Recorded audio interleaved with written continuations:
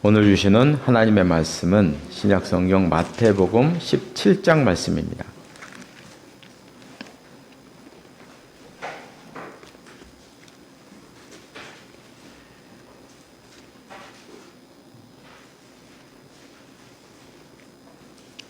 마태복음 17장, 신약성경 29쪽에 있습니다. 17장 14절에서 20절 말씀까지, 14절에서 20절 말씀까지 한 절씩 교독하시겠습니다. 제가 먼저 14절 말씀을 읽겠습니다. 그들이 무리에게 이르매 한 사람이 예수께 와서 꿇어 엎드려 이르되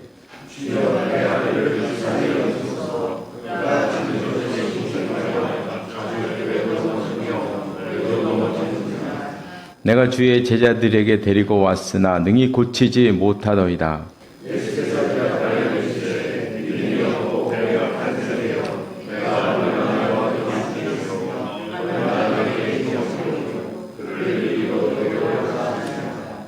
이에 예수께서 꾸짖으시니 귀신이 나가고 아이가 그때부터 나으니라.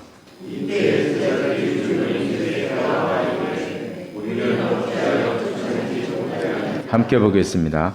이르시되 너희 믿음이 작은 까닭이니라. 진실로 너희에게 이르노니 만일 너희에게 믿음이 겨자씨 하나만큼만 있어도 이 산을 명하여 여기서 저기로 옮겨지라 하면 옮겨질 것이요 또 너희가 못할 것이 없으리라.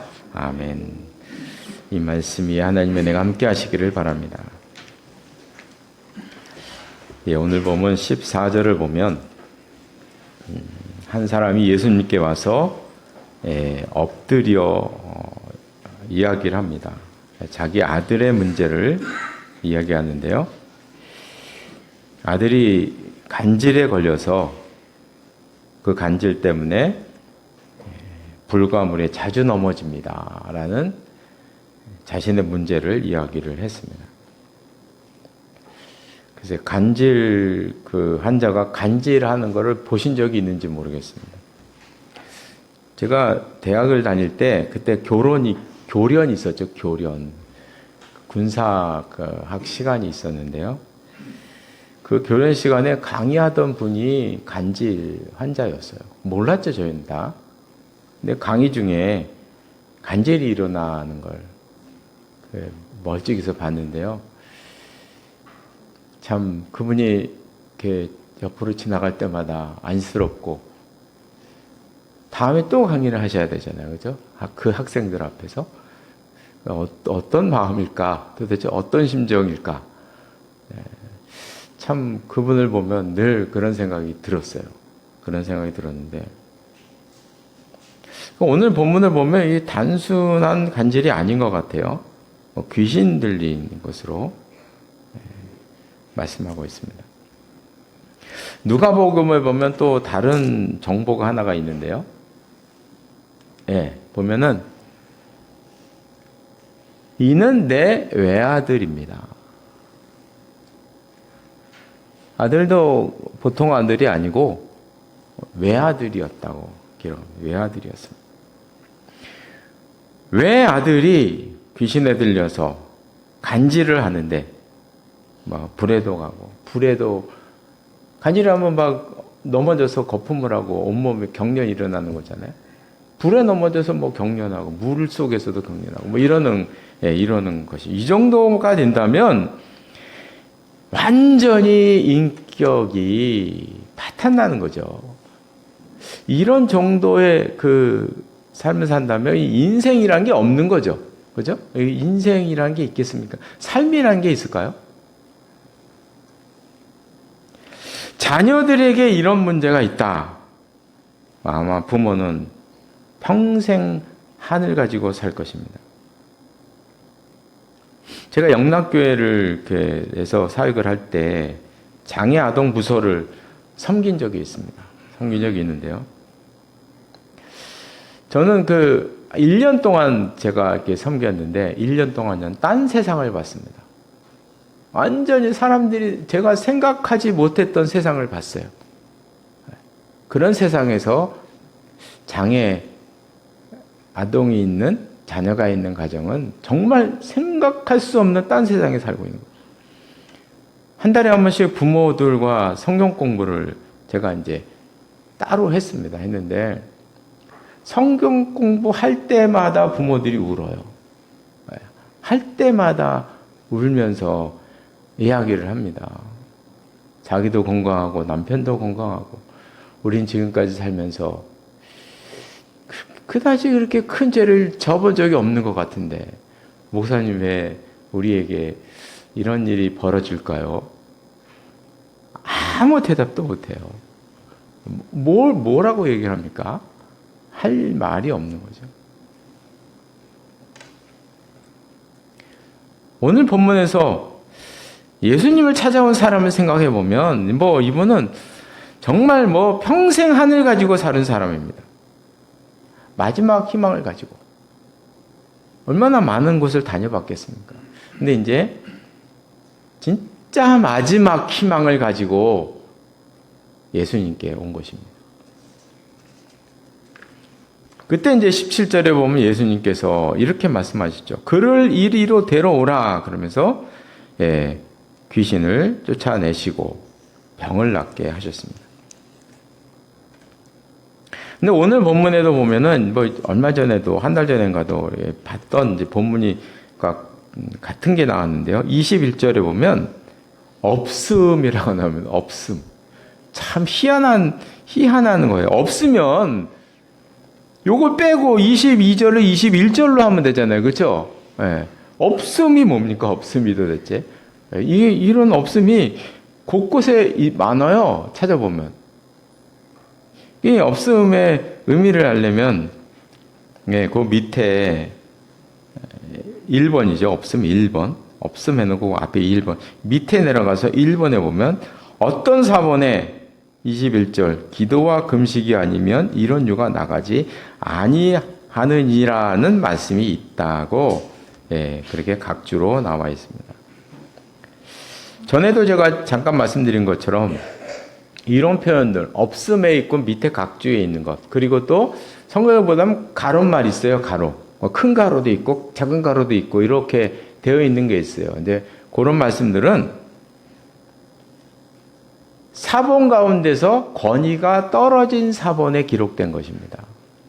그러니까 사본도 그냥 다 똑같은 사본이 아니라 권위에 따라서 권위가 있는 사본이 있고 지금은 원본이 없으니까요. 권위가 있는 사본이 있고 권위가 좀 떨어진 사본이 있어요. 그 완전히 떨어진 사본이 있어요. 완전히 떨어진 사본이 여기 없음으로 나오는 거예요. 없음으로 나오는 것입니다. 그러니까 사본의 권위는 항상 기록된 연대에 따라서 나오는 것이기 때문에 그러니까 후대에 그것도 좀 상당히 지난 후대의 사본에 기록된 것이구나 하는 것을 알 수가 있습니다. 근데 이제 마가복음 9장 29절에 보면 똑같은 본문에서 이런 말씀이 기록되어 있어요. 기도 외에 다른 것으로는 이런 종류가 나갈 수 없느니라 하시니라 이렇게 돼 있어요. 그러니까 이 말씀들을 종합을 해보면 기도와 금식 외라고 돼 있잖아요. 어느 사본에는 그렇죠?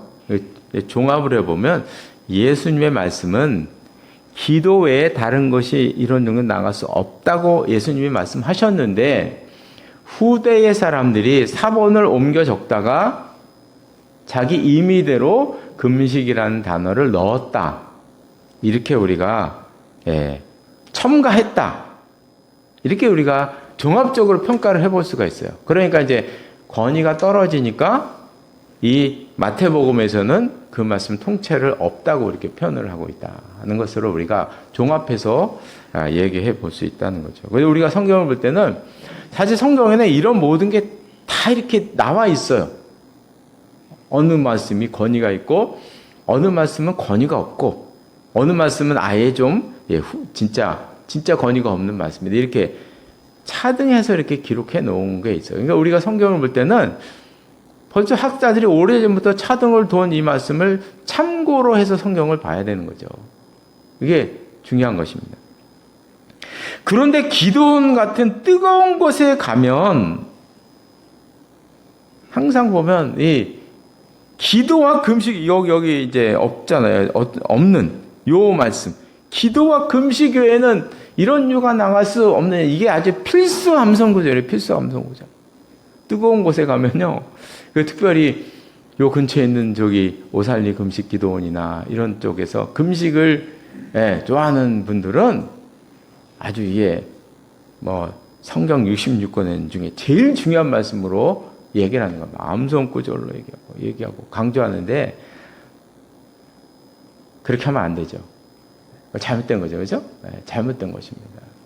금식은 예수님의 말씀에 없다고 봐야 됩니다.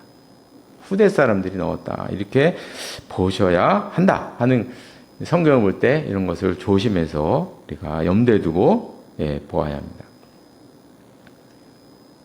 17절에 보면 이제 예수님께서 제자들을 크게 책망하시는 장면이 나오죠. 패역한 세대야, 내가 너희와 얼마나 더 있어야 되겠느냐. 어때 너희들은 그런 일을 하나 하지 못하느냐, 이러면서 막 책망을 하시고 있습니다. 그럼 예수님께서 왜 이렇게까지 책망하셨는가? 제자들이 뭐 귀신을 쫓아내지 못할 수도 있지, 그렇잖아요.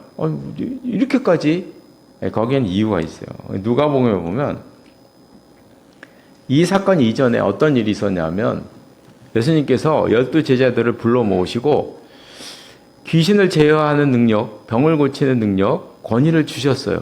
그리고 전도 여행을 보내셨어요. 그리고 제자들은 나아가서 복음을 전하면서 병을 고쳤어요. 이 사건이 있기 바로 전에 나오는 일입니다. 귀신도 쫓아냈겠죠? 예.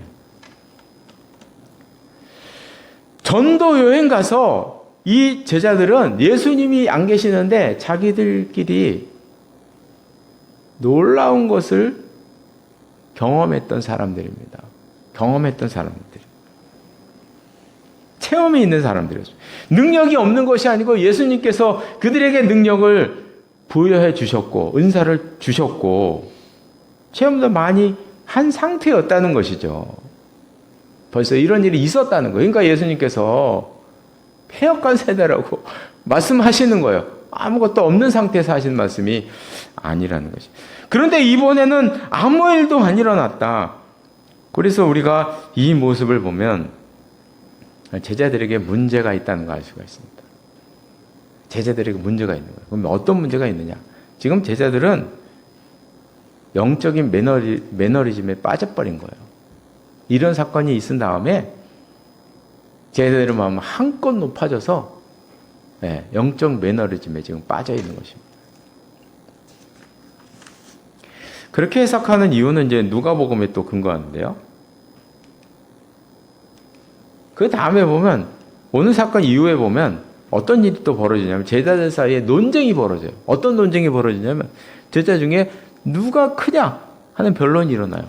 그러니까 이 간질 걸린 아이를 낫게 하는 요 사이에 그 전에는 12 제자를 능력을 줘서 파송해서 제자들이 병을 낫게 하는 놀라운 능력을 체험하는 게 있었고 이 사건 이후에는 서로 제자들 잘끼리 모여가지고 누가 크냐 논쟁하는 장면이 나와요. 그 사이에 오늘 본문이 끼어 있다는 것입니다. 그래서 이것을 보면 제자들은 지금 전도여행 가서 놀라운 능력을 많이 자기 손으로 일어나는 것. 한번 제자들의 입장에서 보면 자기가 손을 얹었는데 병자가 나았어요. 자기가 기도를 하니까 귀신 들린 자가 나갔어요. 그걸 눈으로 본 거예요. 경험한 거예요. 얼마나 신기하겠습니까? 그렇죠? 그러니까 한껏 마음이 올라간 거예요. 그러니까 누구 자리 크냐 논쟁이 벌어지는 거예요. 논쟁이 벌어지는 것입니다. 이런 권력에 대한 욕망이 생겨났는데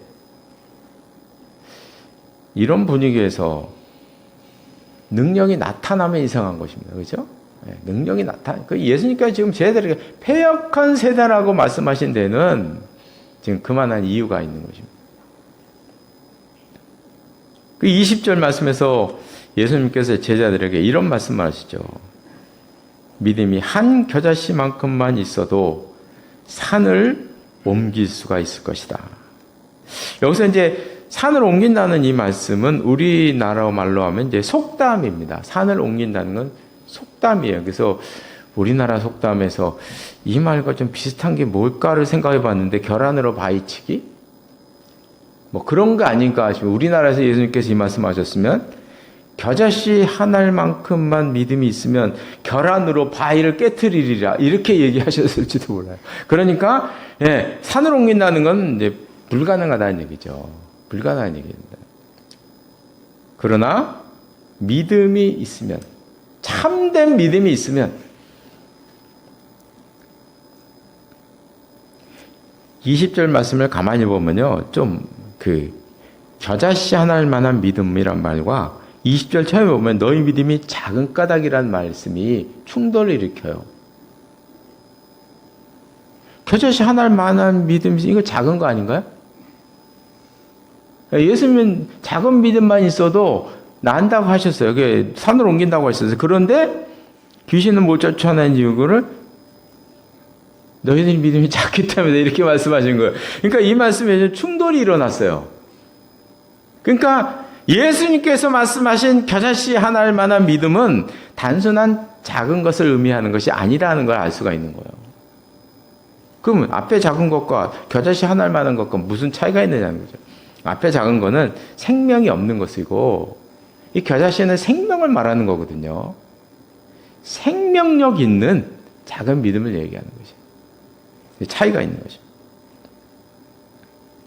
그래서 여기서의 초점은 작은 것에 있는 게 아니고 겨자씨에 있는 거죠. 겨자씨에. 작다는 건 앞에도 나오니까. 겨자씨. 그래서 여기서 말씀하신 이 겨자씨라는 게 도대체 무엇인가? 무엇을 말하는가? 구체적으로 아마도 아들을 데려온 아버지의 연약한 믿음을 상징하는 것으로 지금 보고 있어요. 마가복음에 보면 예수님께 와서 그 아버지가 이런 얘기를 합니다. 무엇을 하실 수 있거든 우리를 불쌍히 여기사 도와주십시오. 아버지가 그렇게 얘기합니다. 하실 수 있거든 우리를 좀 도와주십시오. 이런 얘기를 했어요. 예수님께. 그러면 하실 수 있다는 이 말이 믿음이 있는 건가요? 없는 건가요? 믿는다는 얘기인가요? 안 믿는다는 얘기인가요? 뭔 얘기입니까, 여기? 하실 수 있거든? 제가 어느 분에 가서 하실 수 있으면 이거 좀 해주세요. 그러면 그 사람이 이거를 할 수 있다고 믿는 거예요? 안 믿는 거예요? 참 믿음이 연약합니다. 그죠? 아버지의 믿음이 연약한 거예요. 한없이 연약한 거예요. 한없이 연약합니다. 그런데 이 아버지의 말에는 아주 중요한 것이, 예수님께서 발견하신 아주 중요한 것이 있는데 100%는 아니지만 하나님을 바라보는 마음, 예수님의 역사를 기대하는 작은 소망이 있다는 거죠. 그 소망이 있다는 것. 아버지 말에서 예수님께서는 하나님을 기대고 하나님께 소망을 두는 그 작은 마음을 예수님께서 그 아버지의 말에서 읽었다는 것입니다. 그것이 겨자씨만한 작은 믿음을 말하는 것입니다. 그래서 아버지께서는, 우리 예수님께서는 그 아버지의 그 겨자씨만한 믿음을 보시고 그 말에 응답해서 아들을 낳게 하셨다는 것입니다. 저는 제자들과 아버지를 한번 비교를 해봤어요. 비교가 안 되죠. 사실 비교가 안 되는데 아버지는 분명히 믿음이 거의 없었어요. 이 말을 보면 알 수 있어요. 믿음 별로 없는 것 같아요. 그래도 어떻게 해요? 자기 아들인데 마지막 희망을 걸어야 되는데 예수님께 온 거예요. 소망을 가지고. 그런 상태인 것입니다. 그러나 그 가운데는 분명히 하나님을 의지하는 간절한 소망이 들어있다는 거죠. 그러나 제자들은 예전에 큰 경험이 있었고 그런 경험에 의지해서 요번에도 당연히 낫게 하겠지. 습관적인 그런 행위를 했다는 것입니다. 그 마음 속에는 겉으로는 능력이 있는 것처럼 행했으나 그러나 그 속에는 하나님을 의지하는 마음이 전혀 없었다. 그것을 우리가 제자들과 아버지 사이에서 찾아볼 수가 있습니다. 그래서 이 사건은 이제 우리에게 큰 교훈을 주는데, 능력의 근원은 우리에게 있는 것이 절대로 아니다 하는 사실입니다. 우리의 능력은 중요한 것이 아닙니다. 능력의 근원은 하나님께 있다. 결국 이 겨자씨라고 하는 것은 겸손을 말하는 것입니다. 하나님 앞에서 나를 낮추는, 나의 모든 경험을 낮추는 그리고 하나님께 그것을, 나의 모든 것을 맡기는 그런 마음입니다. 그래서 오늘 본문에서 우리가 기억할 것은, 우리가 가질 수 있는 최선의 것은 겨자씨다. 겸손이고도 우리에게는 생명이다 하는 것을 알 수가 있습니다.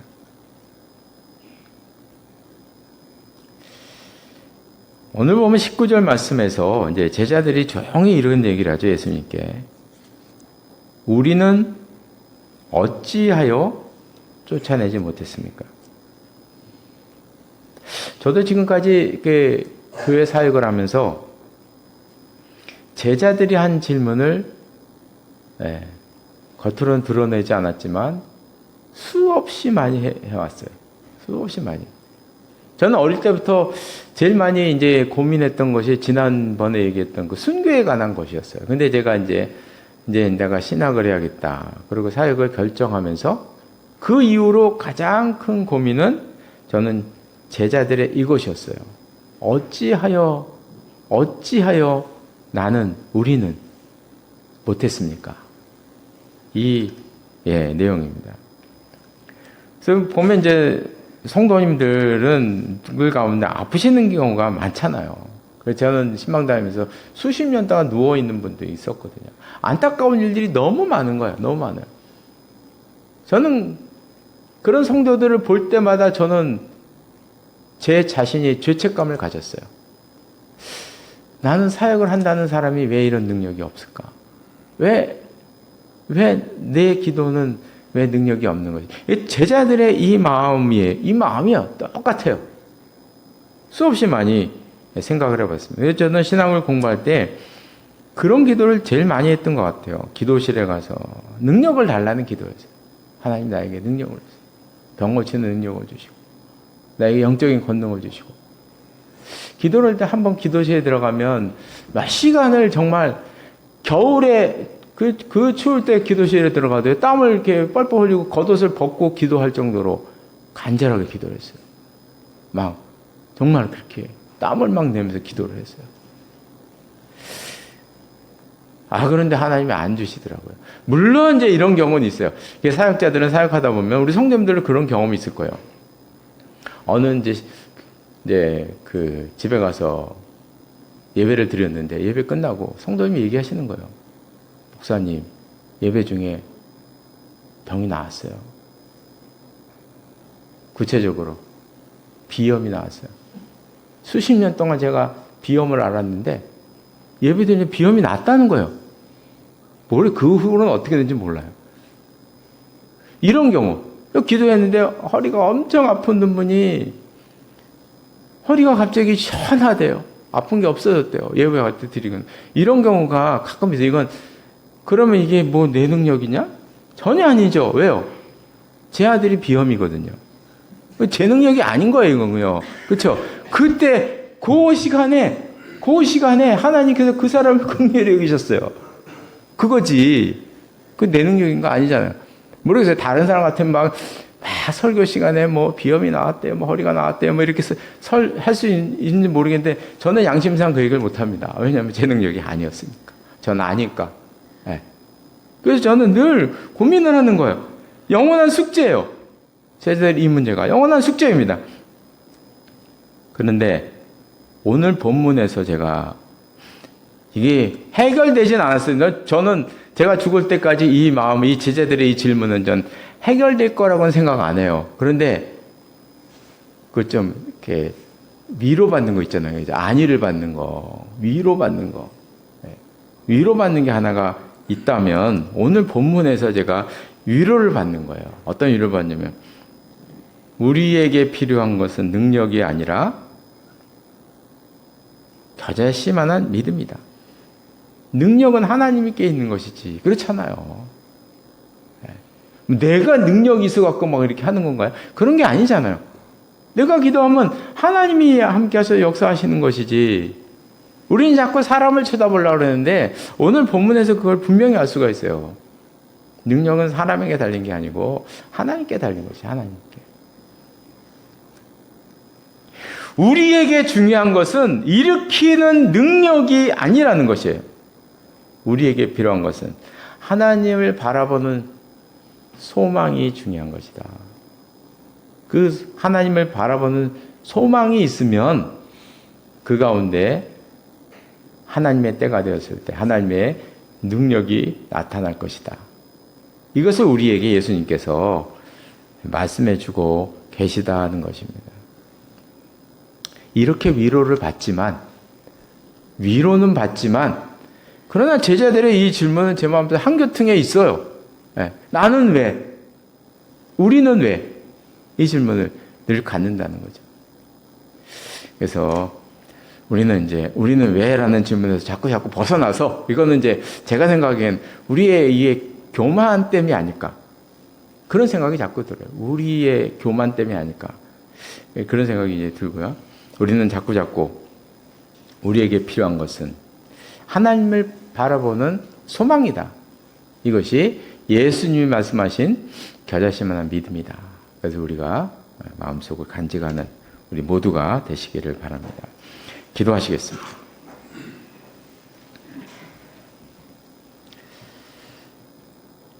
우리는 어찌하여 이런 일을 하지 못했습니까? 제자들이 다른 사람들은 다 간 자리에서 조용하게 예수님께 물었던 그들의 모습을 보았습니다. 그들의 질문이 오늘 살아가는 우리들도 끝없이 하는 질문이 아닌가 생각해 봅니다. 왜 우리에게는 이런 기도의 능력이 없는 것일까? 그러나 우리 예수님께서는 분명히 우리에게 말씀해 주시는데 능력은 하나님께 있는 것이고 우리에게 필요한 것은 능력이 아니라 우리에게 필요한 것은 하나님을 향한 간절한 겸손한 소망이다. 그런 겨자씨만한 믿음이 우리에게 중요한 것이다. 우리에게 말씀하고 있는 것을 보았습니다. 하나님 저희들에게 은혜를 베풀어 주셔서 예수님의 말씀처럼 우리가 하나님 앞에서 겸손하게 하시고 겸손히 하나님의 손길을 바라는 겨자씨만한 마음을 가지고 살아가는 저희들 될 수 있도록 인도하여 주시옵소서. 예수님의 이름으로 기도드리옵나이다. 아멘.